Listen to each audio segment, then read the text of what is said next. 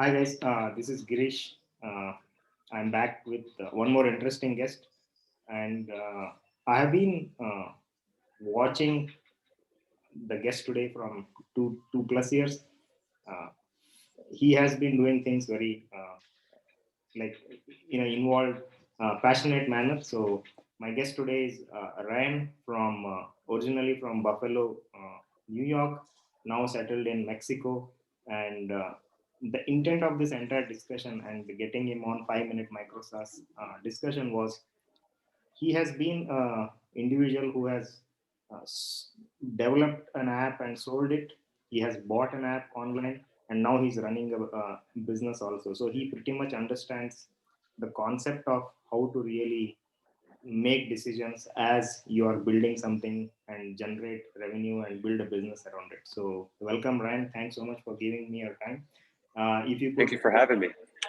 No problem. So, if you could explain two-liner about yourself, just like who you are, so that anyone who bumps into you in Mexico can say hi to you. I saw you on that show, and this is how I. Yeah, yeah. So I'm Ryan Doyle. I'm from Buffalo, New York, and I grew up on a farm. Ended up going to college to learn business. Got out of that and got into startups. I was a sales guy for years. I was teaching myself to code on nights and weekends. And when the pandemic hit, I left, and now I build the tools that I wish I had as a salesperson. Um, I develop them myself. I sell them myself. I'm a one-man company. Right. So, being a solopreneur is not so easy as how it seems.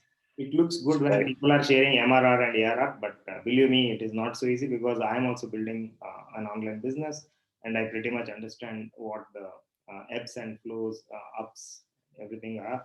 So, can you just explain how you got started in terms of your own journey? It looks very easy when you say like I knew coding and I just started, but it takes a lot to really get into that mindset. So I just to even begin this discussion, just to understand like how you really made up your mind to just start on your own. That makes more sense. So if you could explain. Yeah. I guess to go all the way back to the time where I started coding. So when I was in college, I was playing with e-commerce websites. Shopify was a big thing.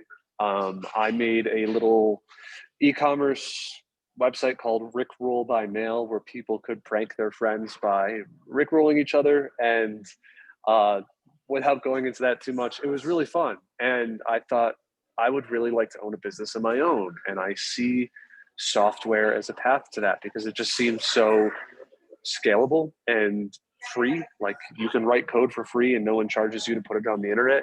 So I didn't know anything about technology. I got into sales, like I got a sales job, but I had access to engineers at these companies that I worked for. And so I would ask them like, how did you learn to code? Where can I go to learn to code? And they would start referring me resources like Free Code Camp or Code Academy. And I did those things. I did them for years actually. And I would get really gung ho, do it for a couple months, and then a couple months would go by and I wouldn't learn anything. I would just, get back to living life and doing sales. So that was a pattern for maybe 4 years until I got to my last company I was at, where I was really, at 4 years of learning coding, I was confident that I could build the things that I wanted to build. And that's when I made the leap to go out on my own. Um, it was a thought process of, hey, if I don't take this opportunity during the pandemic to leave my job and go build something, I might never take it. It's like the perfect excuse. If I fail, I could always say to my next employer, oh yeah, that gap on my resume was because of the pandemic. And then they might stop asking questions. So I saw it as an opportunity to at least attempt to go full time on this. Yeah, I get it, but you really are going full time on it. So it's good to see what Magic Sales Bot has done. So Jiffy Lead was your app earlier, which you saw not taking off, or you just did it for the sake of getting into the groove of Yeah. whatever it is. So, and then you take another company that is cold email guide. That's what you have Yes. got, and now you run Magic Sales Bot. So, Yes. Can you explain each one of them in your own way? It's like, why did you buy cold email guide and Jiffy Lead? Did you sell it and running a Yeah. business? Yeah. How do you get into this mindset? So I think at the very top level, I like to build things in general. And my area of expertise is B2B sales because I was a B2B sales rep for so long. And I know the ins and outs of what it takes to sell a large contract to a large company. I got into building the tools that I wish I had, and Magic Sales Bot is my main one in that regard. It is a way to automate all the research on a salesperson's territory so that they can just wake up in the morning, look at a dashboard of these are the leads I need to care about today, and they can just add them into their personalized email sequences with a few clicks. So instead of going out and searching for hours, like who do I need to contact today? Is there any relevant news? I'm compiling this all and I'm integrating it back into their CRM. So that's a tool that I always wish I had, and it feels easy to build because I I use it in order to sell itself. Um, but around that, I constantly have other ideas. When I wanted to build Magic Sales Bot in its current incarnation, I wanted to do it in React because there's a lot of components that I can reuse across the product, and the React framework is, I suppose, built for that. I'm I'm a self-taught developer, so if I say things the wrong way about development tools, I apologize. But when I was learning React, I built Jiffy Lead as like a test run on can I build something in this language? And it just took like a few days. It was just a really simple wrapper for an API essentially that lets you find people's contact details. And to my surprise, like 4 or 5 people signed up. And I thought that was really cool. And I thought like, I see these people on MicroAcquire buying and selling software companies. I'd like to attempt to do that. So I just listed it on MicroAcquire. It sat there for 2 months. It was a lot of people who came in and said, tell me about this, tell me about that. And then one guy came in and he said, I'll give you $3,000 for this today. So I sold it for like $3,000 or $3,500. I can't remember specifically, but it was just, he sent me the money via Stripe. I gave him the keys to the repository into the server, and that was that. It was a cool experience. But besides that, I bought cold email guide from a fellow named Stan, who he did most of the writing of this just cold email guide essentially last year. And I bought it from him because I wanted to start to generate more top of the funnel buzz that I could bring into the Magic Sales Bot product. And I knew it had about 1,500 email subscribers. And I wanted to reach out to them and say, like, surely some of you are salespeople. Do any of you want to write a chapter for this guide? And then, we will blast out your service when we release your new chapter. And I thought it would be a great way to get more eyeballs on Magic Sales Bot while also helping other salespeople share their expertise. So now I see it as this living, breathing email guide that is constantly growing, constantly changing, and constantly bringing in new eyeballs to potentially see my products down the line. So I see this kind of orbit around Magic Sales Bot where I'm doing my main work, but there's also little auxiliary things that could bring in more eyes, that could give me new ideas. And it's just the fun of building. I love building these things. Got it. So this is very interesting, wherein you pretty much are building a mode kind of thing, which leads to all your main product, and it really gives you uh, more chances to win on the success, to build the success for your Magic Sales Bot. So I saw the website, the landing page. The right corner seems very attractive with the company names what you are listed there. So you seem to have cracked good customer base there. So how is the future days looking for Magic Sales Bot, and how are you trying to build the distribution, and can you share strategies so that we could learn from it? Yeah, absolutely. So I have been doing a lot of things that don't scale. I do a lot of cold email myself. I get people interested. I onboard them into the platform myself. And then I help them experience the value out of it by saying, like, hey, these people just experienced this signal. Here it is. It's in your dashboard. This is what I would say to them. And this last month has been automating a lot of that away. Like yesterday, I just made the update. where people can come in, they can submit a company, see some research without even signing up. And then I'm trying to automate that, getting value out the other side where I'm trying to automate the emails that go from their CRM.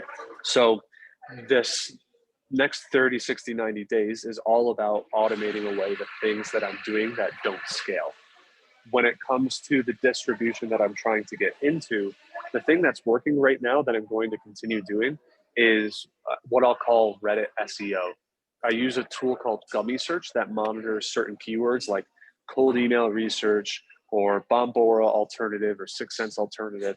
And then I hop into these conversations on Reddit and I organically can recommend my product. And what I'm starting to see is people will Google questions that will lead them to these Reddit threads. And then they will see my website and they'll click on it. And that's really cool for me because it's like all the benefit of SEO without the upfront work of writing blog articles, doing research. So I do intend on continuing that. The other part of it is there are 10,000 plus companies being tracked in Magic SalesBot, and I have all this data on them.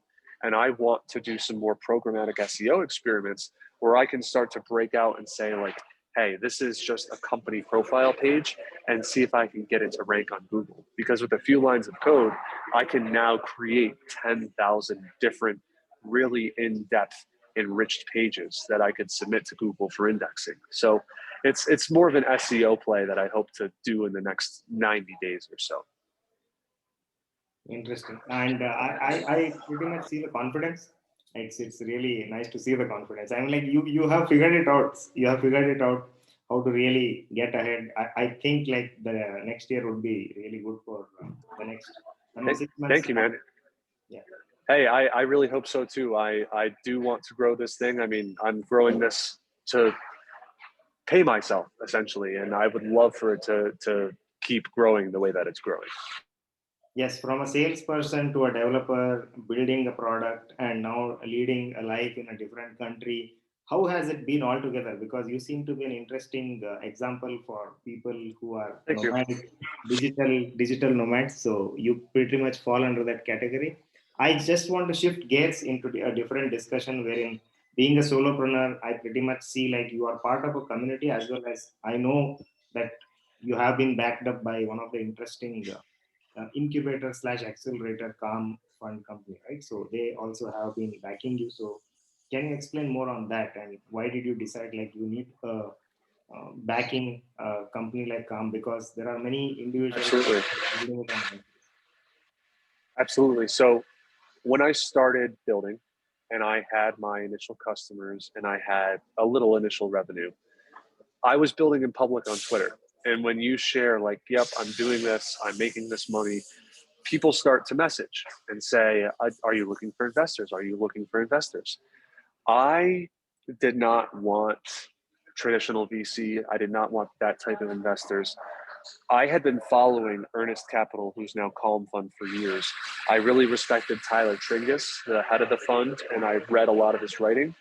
I respected the hell out of their first investment, this guy named Riley Chase. He was like the guy I wanted to be, a solo SaaS builder. He was smart, always learning more, always doing more. And I had all these people saying, we want to invest in you. But I went to them and I said, I want you to invest in me. And I did one 30-minute phone call and they're like, okay, yeah, we'll invest. And I was so surprised. I didn't really even care about the money. I more so wanted them to have skin in the game because I thought these people are so smart. They've done what I'm trying to do. If I could get their skin into my game, they could help me succeed. And they have been a huge catalyst for meeting the right people, getting in front of the right people, having the right conversations. I have some mentorship through their community. One of the fellas who's an investor in Calm is a product mentor for me. He helps me make good product decisions, good development decisions. I went to their founder summit last year and I'm going again this year. And it was like meeting all of my heroes in person for the first time. So I would like to think it's the right decision. And I'm glad that I worked with them because they're people I admire and they're people I want to be like. You are living our life in short, actually. Yeah. Yeah, nice. This is so enriching and this is so fresh for me because I really like what you just said, and you have a strong community there, I think so. So we did. So how do you really balance between work and hobbies? What do you do really? So up until several months ago, my main hobby my whole life, when I could do it, is surfing. I love surfing. There's a great metaphor for building businesses in surfing, like catching waves instead of creating them. But I tore my Achilles tendon surfing back in February, and I had to go get surgery. I had to be in bed almost for 2 months, and I only recently relearned how to walk. So I've had to do away with that hobby as what I like to do and try to get into other things. And I've really got into drawing and painting in the time since, because I really only need my hand. Um, but I've been able to do a lot of different explorations with it. And the most recent incarnation of it is meditative drawing, where you are drawing while monitoring your breath. And if you've never heard of it, if you've heard of it but you don't know what it is, I would just recommend Google meditative drawing. It is fun. It's difficult, but it's if you're not able to move very much, I would recommend it. I'm able to move more now, so my hobbies are more around like going and trying different interesting food places, walking around, seeing different architectures, and that helps me, I think, like stay inspired. I love to get away from my screen and be in nature, and that helps me be more effective when I'm in front of my computer, you know? Yeah, I am just listening to you. I'm like, I'm just taking it all in because I clearly understand what you're trying to convey, and that's how you're balancing. It clearly shows. Yeah. So yeah, I clearly understand. So Thank you, man. I hope you become a very good painter in the coming days, and we would see some of your good creations on that side also. Thank you. So, yeah, before wrapping up, would you want to say something to the audience, as well as if you're looking for some help or you're looking for somebody or some resource? If you want to share that, just do that and we could wrap it up. Thank you. Yeah, hey, I'm not looking for any help in particular, but I'm always looking to connect with other ambitious people who are in this space. My website, ryanpdoyle.com, I wrote about most of my journey so far. If you I love reading other people's posts like this. If you're like me, you might enjoy that. I do invite you to just reach out to me on Twitter, which is linked from that website, or email. You know, we don't need to hop on a call or anything, but just say hi. Would love to hear what you're working on, because a rising tide floats all boats. If we can offer each other a piece of advice that we haven't heard before, or just a word of encouragement, I would love to be that for each other. So that's what I would say if you're looking for a plug for this, Garish. But besides that, I appreciate the opportunity to just come on here and speak for a few minutes. Yes, I'm really thankful for you. I think till date, this is the most cleanest, fluid conversation what I had. No offense to others, because maybe I felt very comfortable right immediately with you. So maybe that's the reason. So yeah, Thank that you, was man. Ryan for you. That was Ryan for you from Mexico, and we will meet again next time with a new guest, and keep learning and keep building. That's all I can say. Thank you, Ryan. Thank you so much. Thank you.